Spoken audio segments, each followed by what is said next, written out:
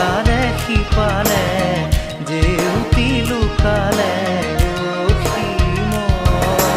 নভবা কথাও হঠাতে হয় চাগে